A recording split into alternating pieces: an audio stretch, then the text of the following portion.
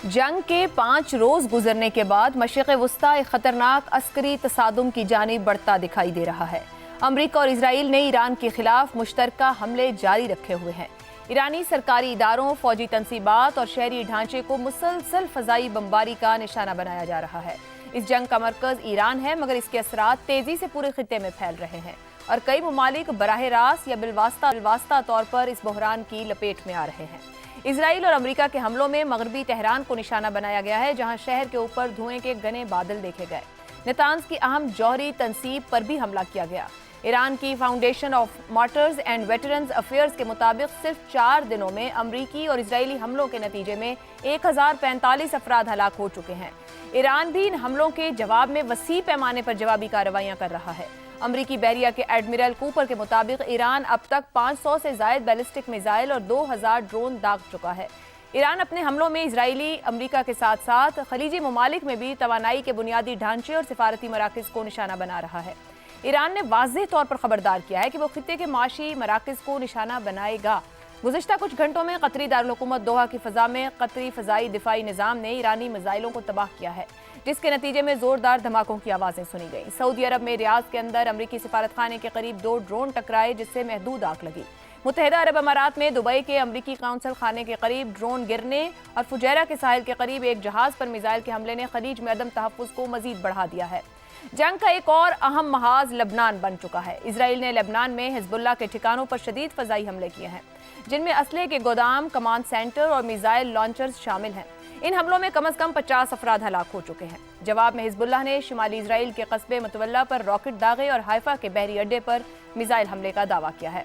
उधर तुर्की के मुताबिक ईरान से दागा गया एक बैलिस्टिक मिसाइल नेटो के फ़ज़ाई दिफाई निज़ाम ने मार गिराया है, जबकि ईरान ने तुर्की पर हमले की तरदीद की है। इराक में ईरान के हामी मुसल्लह गिरोहों के ठिकानों पर फ़ज़ाई हमले भी किए गए हैं। बहरे हिंद में श्रीलंका के साहिल के करीब एक ईरानी जंगी जहाज अमरीकी आबदोज के हमले में तबाह हो गया है, जिसमें 80 अफराद हलाक हुए हैं। अमरीका के अंदर डेमोक्रेट रहनुमा सदर ट्रंप के फैसले पर सवाल उठा रहे हैं, जबकि अमरीकी कांग्रेस में वार पावर्स एक्ट पर वोटिंग भी मुतवक्के है, ताकि ये तय किया जा सके कि सदर को इस जंग का इख्तियार हासिल है या नहीं। अमरीका और बरतानिया के दरमियान भी इख्तिलाफ सामने आ गए हैं, क्योंकि बरतानवी वजीर आजम स्टामर ने अमरीकी फौजी कार्रवाई की हिमायत से इनकार कर दिया है। इसी दौरान चीन ने सिफारती ऐलान किया है कि वो मशरिक़ वस्ता में सालसी के लिए खुसूसी नुमाइंदा भेजेगा। ये तमाम वाक़यात और बढ़ती हुई कशीदगी ये सवाल उठा रही है कि ये जंग आने वाले दिनों में क्या रुख इख्तियार करने जा रही है। क्या इसको रोक पाना मुमकिन होगा या फिर ये बढ़ती चली जाएगी? इसी पर गुफ्तगू रहेगी प्रोग्राम के पहले हिस्से। हमारे साथ हैं जैगम खान, रज़ा रूमी, शहजाद चौधरी और आमिर अहमद खान साहब। प्रोग्राम का सवाल आप सभी के लिए। मशरिक़ वस्ता की जंग 6ठे रोज़ में दाखिल, अब तक की सूरत हाल, एक महदूद तसादुम या पूरे खित्ते को अपनी लपेट में लेने वाली बड़ी जंग का आगाज़। जैगम साहब, जंग फैलती जा रही है, कई ममालिक इसमें शामिल हो रहे हैं, नुकसान बढ़ रहा है। अगर इसी रफ्तार से जारी रही तो क्या आने वाले दिनों में खलीज के तेल मराकज़ हों, बहरी रास्ते हों या बड़े शहर हों, बराह रास्त जंगी अहदाफ का निशाना बनते दिखाई दे रहे हैं? आप क्या देख रहे हैं इसमें? ईरान ने कहा था, पहले ही खबरदार किया था इस जंग से पहले, अगर उसका शायराना तर्जमा करूं तो वो ये था कि हम तो डूबेंगे सनम, तुमको भी ले डूबेंगे। तो जैसे ही ईरान गोते खाने लगा है तो उसने पूरे रीजन की टांग भी साथ पकड़ ली है। आपको 3 बातें बड़ी वाज़ेह नज़र आ रही हैं जो ये बता रही हैं कि पूरा रीजन एक जंग की लपेट में आ भी चुका है, आ भी रहा है और ये आग मज़ीद फैल रही है। अब वो क्या बातें हैं? सबसे पहले तो आप इस जंग का जुग्राफियाई फैलाव देख लें। ये जंग पहले ही गल्फ कोऑपरेशन काउंसिल के जो तमाम 6 मुल्क हैं उनको लपेट में ले चुकी है। ईरान ने जब जवाबी हमले किए हैं तो इन तमाम 6 मुल्कों पर उसने हमले कर दिए हैं। वहाँ पे जो अड्डे हैं उन पे हमला किए हैं, उनकी अपने स्ट्रक्चर पे। इन मुल्कों में कुछ मुल्कों के सिविलियन स्ट्रक्चर्स पे भी हमले किए हैं, यानी सऊदी अरब, यूएई, कतर, बहरीन, कुवैत, अमान। और इनमें से अक्सर ने धमकी भी दी है कि हम जवाब देने का हक महफूज रखते हैं। वो कब जवाब दें या ना दें, लेकिन वो लपेट में तो आ चुके हैं। एक बात। दूसरी बात क्या है कि इस जंग का एक ऐसा पहलू है जिसकी वजह से पूरी दुनिया इस जंग का शिकार हो रही है और आगे मजीद होगी।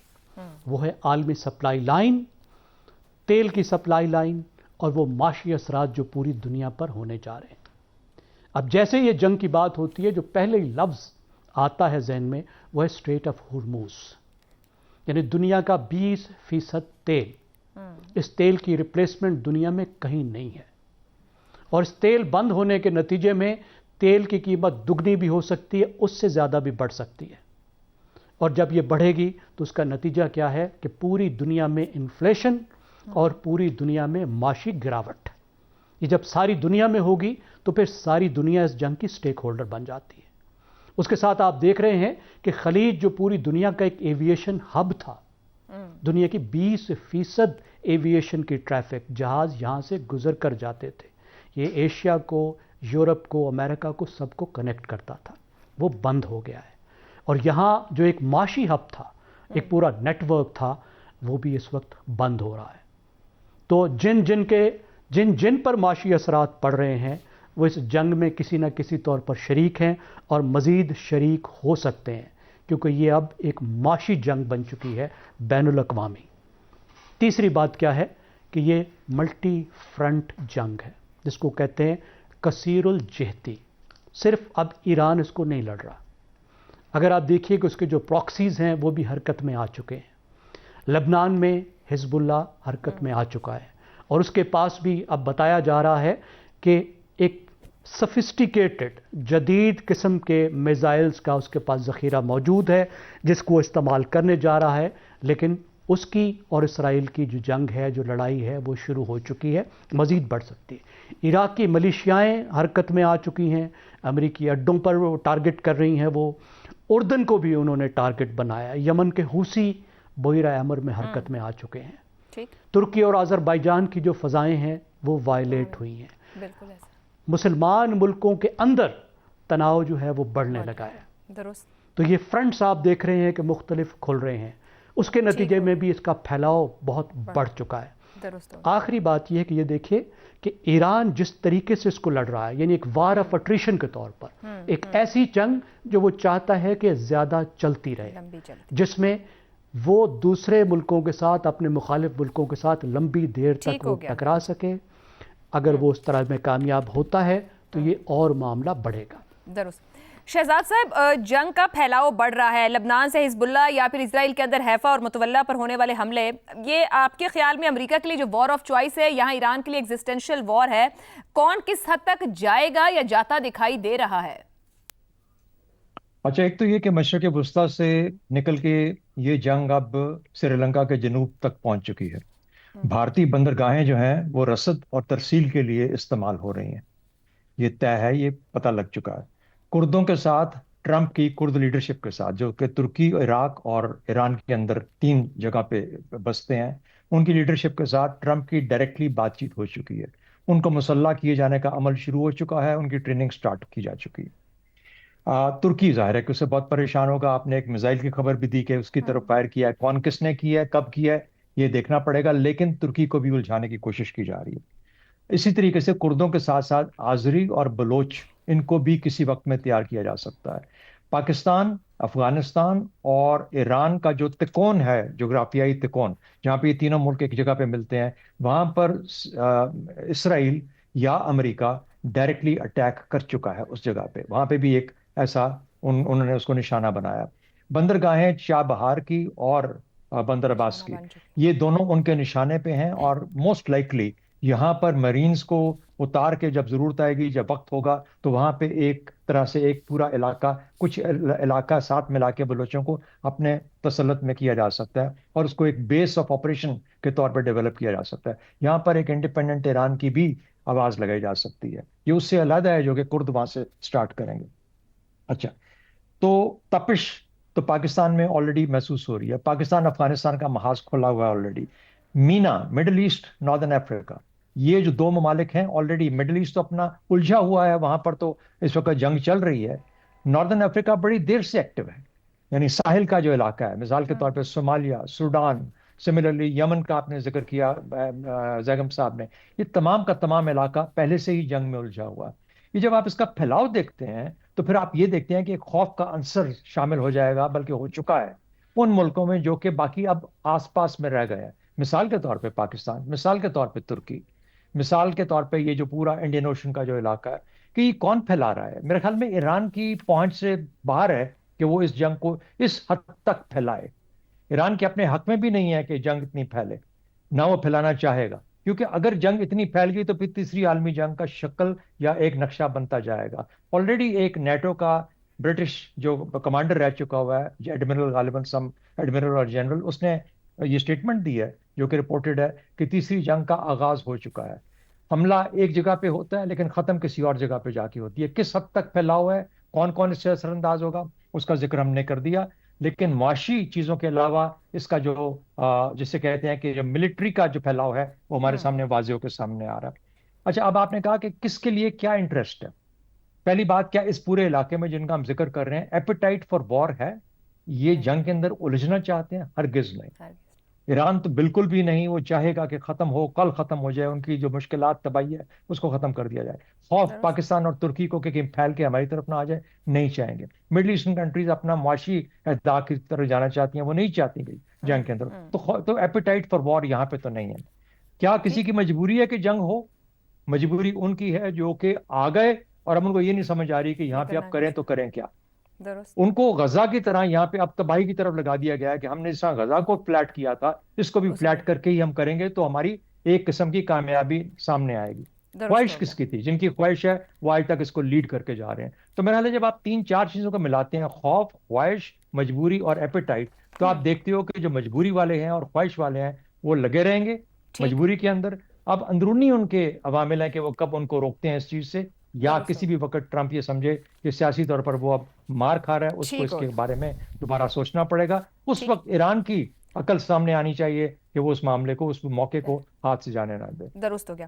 عامر صاحب، پھیلاؤ جس طریقے سے بڑھ رہا ہے اور جتنے اس کے فرنٹس ہیں کہ معاشی طور پر بھی، اور پھر یہاں مڈل ایسٹ کے اندر کنٹریز چاہیں گی بھی نہیں، پھر دنیا کا پورا جسے کہا جائے کہ ایک سروائیول اس کے اندر پھنسا ہوا ہے کہ ان کے معاملات متاثر ہیں. آپ کے خیال میں ایران کے کہے سے رکنے والی ہے؟ امریکہ کو سمجھ آئے گی اور امریکہ کس حد تک اس میں آگے چلا جائے گا؟